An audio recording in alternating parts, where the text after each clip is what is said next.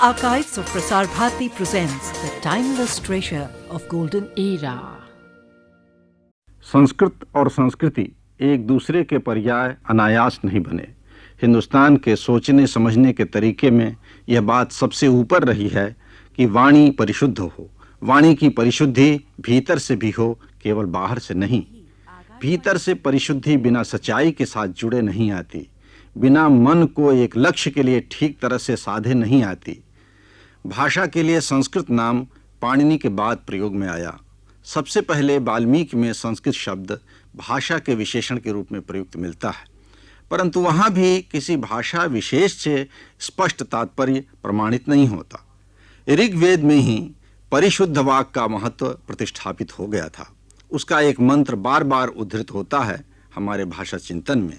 सक्तुमिवितितौना पुनन्तो यत्र धीरा वन्मनसा वाचमक्रत अत्रा सखाय सख्यानि जानते भद्रैषां लक्ष्मीर्निहिताधिवाची। एकाग्र ध्यान करने वाले ऋषियों ने परिशुद्ध मन से छान कर वाणी की सृष्टि की, नव सृष्टि की। जैसे महीन चलनी से सत्तू बारीक छाना जाता है और अन्न का केवल सार तत्व छन कर नीचे चला आता है, उसी तरह ऋषियों ने अपने एकाग्र चित्र को चलनी बनाया। एकाग्र का अर्थ था समष्टि चित्त के साथ एकाकार और उस एक की ओर अग्रसर। इस वाणी में यह क्षमता है कि इसके माध्यम से एक मनुष्य दूसरे मनुष्य के विचार को समझ सकता है और उसके साथ एक चित्त हो सकता है, एक मन हो सकता है। इसके कारण मनुष्यों के परस्पर भाषा व्यवहार में एक श्री संपन्नता आती है, खूबसूरती आती है।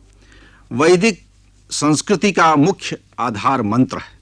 मंत्र ही ब्रह्म है, वही फैलाता है, वही देवता और मनुष्य के बीच सेतु है। वह मनुष्य के भीतर के सोए हुए देवत्व को जगाता है, वह मनुष्य को मनुष्य से एक गहरे भाव से जोड़ता है। इसीलिए यह मंत्र रचता है मनुष्य को भी, विश्व को भी।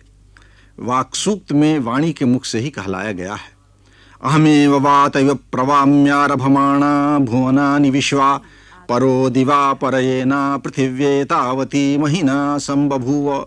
मैं समस्त भुवनों की रचना करती हुई प्राण वायु की तरह बहती रहती हूँ। मेरी महिमा आकाश और पृथ्वी दोनों का अतिक्रमण करती रहती है। इस उद्घोषणा का भी यही तात्पर्य है कि मनुष्यों के परस्पर संबंध को अधिक समरस और सद्भावपूर्ण बनाने के उद्देश्य से ही छांदस वाणी की रचना हुई। आज संस्कृति के बारे में सर्वमान्य अवधारणा है कि मनुष्य समुदाय की सृजनात्मक शक्ति संस्कृति है। इस अवधारणा की तुलना जब वैदिक वाक् की अभी अभी वर्णित अवधारणा से करते हैं तो स्पष्ट हो जाता है यह वाक् ही संस्कृति है। उसका नाम संस्कृत बिल्कुल यथार्थ है। संस्कृत का अर्थ कुछ लोगों ने कृत्रिम या गढ़ा हुआ बनाया हुआ किया, पर वे संस्कार का अर्थ नहीं जानते। संस्कार का अर्थ पालिश या मुलम्मा नहीं है। उसका अर्थ है भीतर के गुण को उभार कर ऊपर लाना, ऊपर से कोई गुण आरोपित करना नहीं है। ऐसे ही सयाने लोगों ने कहा, इस देश में संस्कृत कभी बोली नहीं जाती थी, बोली जाती थी प्राकृत। वही प्राकृतिक सहज भाषा थी। उन्हें मालूम ही नहीं कि सबसे पहले प्राकृत के वैयाकरण वररुचि ने साफ साफ कहा कि प्रकृति ही संस्कृतम तस्माद उद्भूतम प्राकृतम। संस्कृत ही प्रकृति है, उससे निकली है, इसलिए इस भाषा को प्राकृत कहते हैं। यह अवश्य है कि संस्कृत इस देश के प्राणों की भाषा रही, वह भी सधे हुए प्राणों की। इसीलिए जिन धर्म प्रचारकों ने ईसा पूर्व 4वीं-5वीं शताब्दी में प्राकृत भाषाओं का उपयोग किया, उनके वचनों के मर्म की बात उन्हीं के अनुयायियों ने संस्कृत में कही। केवल इसलिए नहीं कि संस्कृत में कहने से उस बात का महत्व होगा, उसकी प्रतिष्ठा होगी, बल्कि इसलिए संस्कृत में कहने का संकल्प लेते ही उसमें एक अखंडता आ जाएगी, सबकी बात होने की क्षमता आ जाएगी और उसकी विशेषता चमकने लगेगी। भदंत नागार्जुन ने भगवान बुद्ध की देशना को और उमा स्वाति ने भगवान महावीर के उपदेश को दर्शन के रूप में जब गुंफित किया तो संस्कृत का सहारा लिया। इसके पीछे उनका एकमात्र उद्देश्य यही था कि यह चिंतन समग्र भारत का चिंतन बन जाए, किसी एक वर्ग का चिंतन बनकर न रह जाए, और उनके उद्देश्य की पूर्ति हुई भी। भगवान बुद्ध और भगवान महावीर के चिंतन का तत्व समग्र भारतीय संस्कृति का मर्म बन गया और करुणा की, अहिंसा की चरम मूल्यवत्ता हमारी संस्कृति का प्राण बन गई। संस्कृत अपनी इस उदारता और व्यापकता के कारण ही बिना प्राकृत या अपभ्रंश या बाद की आधुनिक भाषाओं से प्रतिस्पर्धा किए चिंतन की भाषा के रूप में विकसित होती रही। 19वीं सदी के अंत में यह संस्कृत के केंद्र काशी में ही संभव था कि पंडितों की सभा डार्विन के सिद्धांत पर विचार करे या यह आवश्यक समझे कि पश्चिम के चिंतन को संस्कृत में लाया जाए। अमेरिका में तो 20वीं सदी के मध्यकाल तक डार्विन का नाम लेना भी कहीं कहीं कुफ्र था। संस्कृत और संस्कृति का संबंध इसी उदारता और व्यापकता की धुरी पर टिका हुआ है। संस्कृत भाषा के सांस्कृतिक अवदान का लेखा जोखा लेने जब हम बैठते हैं तो 3 बातें सबसे ऊपर आती हैं। पहली बात तो ये कि संस्कृत में एक खुला मन मिलता है। ज्ञान के प्रत्येक स्रोत को, प्रत्येक प्रवाह को उसने पवित्र माना है। संस्कृत में यवन ज्योतिष के सिद्धांत आए, रोम ज्योतिष के सिद्धांत आए, उत्तरवर्ती काल में अरबी गणित ज्योतिष हायत का संस्कृत में अनुवाद हुआ। यह खुलापन भिखमंगेपन से कुछ अलग है। संस्कृत का लेने वाला हाथ दाता हाथ था। वो लेता था और लेते समय छोटा बनता था, वामन बनता था, तो इसलिए कि भीतर से विराट था। वो केवल तथाकथित बड़प्पन का अहंकार तोड़ना चाहता था। संस्कृत वाङ्मय में बड़प्पन की केवल एक कसौटी है, शील। उसके साहित्य के जितने धीरोदात्त नायक हैं वे उद्धत नहीं हैं, न जीवन से थक कर विश्राम लेने वाले प्रशांत हैं। वे युधिष्ठिर हैं, युद्ध में स्थिर हैं। वे राम हैं, सब में रमे हुए हैं, और उनमें सभी आबाल वृद्ध रमे हुए हैं। उसका प्रयोजन भी यही है कि बड़प्पन का अहंकार टूटे और यह पहचान हो कि बड़प्पन भीतर का भाव है। वो अपने को छोटा करने से, समस्त सृष्टि के प्रति विनत करने से आता है, मन को किसी लक्ष्य पर स्थिर करने से आता है, और जब आता है तो हाथ में लेते ही पत्थर फूल बन जाता है, पार पहुंचाने वाली नाव ही गंगा बन जाती है। शून्यता और विराटता दोनों एक दूसरे को बुलाते रहते हैं। ये हमारी संस्कृति के चकई चकवा है। दक्षिण पूर्व एशिया में यात्रा करते समय मुझे संस्कृत और संस्कृति के माध्यम से यात्रा करने वाली संस्कृति की इस विशेषता का साक्षात अनुभव हुआ। इन देशों की राम कथाओं में राम की अयोध्या वहीं बस गई।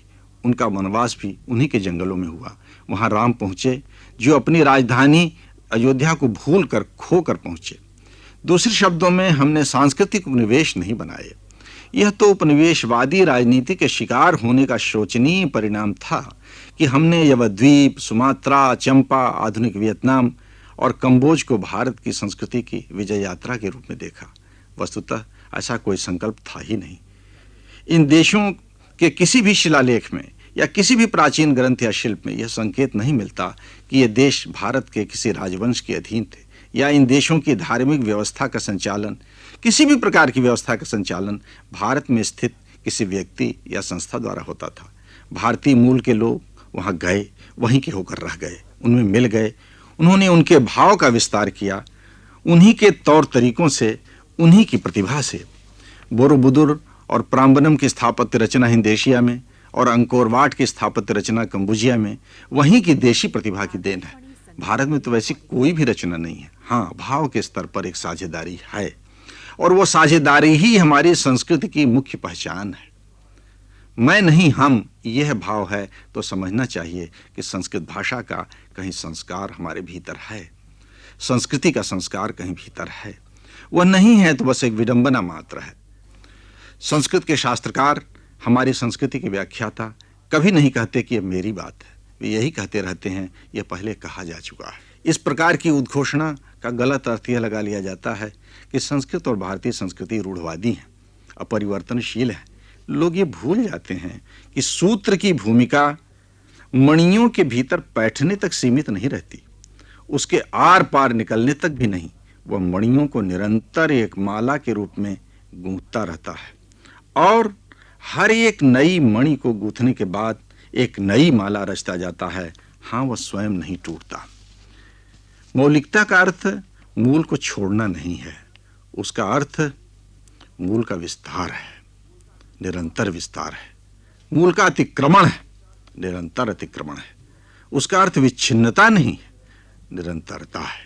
और निरंतरता में परिवर्तन अपने आप असंलक्ष्य हो जाता है। नदी में परिवर्तन नदी के प्रवाह के साथ चलते हुए नहीं दिखता। जब तब दिखता है जब नदी के उद्गम को आदमी देखे और बीच में कुछ न देखे, उसके संगम को देखे, पर तब नदी को देखना नहीं होता है। संस्कृति और संस्कृत के दूसरे संयोजक गुण पर मैं अब आता हूं। वह इसी उदारता से ही निकला है। वह गुण है ऐतिहासिकता से मुक्ति। प्राय इसे दोष माना जाता है कि हमारे पुराने लोगों को इतिहास का बोध नहीं था। हमारा शिक्षित मन इतिहास की बीमारी से रुग्ण है। वह और रुग्ण होता जा रहा है। इसीलिए हर वर्ग एक अलग इतिहास का उत्तराधिकारी बनना चाहता है। संस्कृत साहित्य के दोनों महान ग्रंथों रामायण और महाभारत के रचयिता अतीत की घटना के रूप में कहानी नहीं कहते, वे अपनी आंखों देखी बात कहते हैं। हमारी सांस्कृतिक आचार पद्धति में इसीलिए देश काल का पग पग पर अनुस्मरण किया जाता है। पर यह देश काल जुड़ा हुआ देश काल होता है। प्रत्येक संकल्प में सृष्टि के आदि से जुड़ा हुआ समझा जाता है। समस्त भूमंडल से जुड़ा हुआ स्थान आता है और गोत्र के प्रवर्तक ऋषि से जुड़ा हुआ व्यक्ति आता है। एक पूरी श्रृंखला आती है। इतिहास से मुक्त होकर मनुष्य मात्र के साथ ही क्यों जीव मात्र जीवन मात्र से जुड़ने का एक सही रास्ता हमारी संस्कृति में मिलता है, हमारे वाङ्मय में मिलता है। वह रास्ता आज के छोटी अस्मिताओं, छोटी गुटबाजियों, छोटी राष्ट्रीयताओं से, छोटे इतिहासों के छोटे अभिमानों से बंधे हुए मनुष्य के लिए और अधिक प्रासंगिक हो गया है। अंत में मैं संस्कृत और संस्कृति के योजक तीसरे गुण की चर्चा से अपनी बात समेटना चाहूँगा।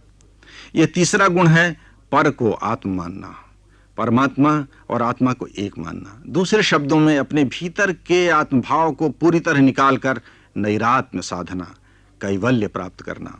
संस्कृत में पर का एक अर्थ है दूसरा, दूसरा अर्थ है उत्तरवर्ती, दूरवर्ती, तीसरा अर्थ है श्रेष्ठ।